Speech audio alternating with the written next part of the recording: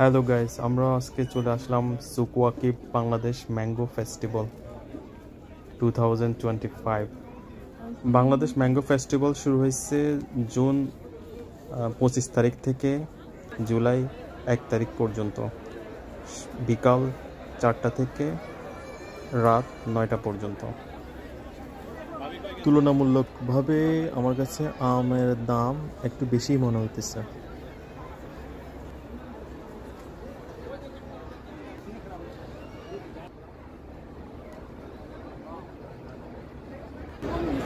আরো কমা দিবা, বাঙালির দাম বাড়িয়ে দিতে হবে।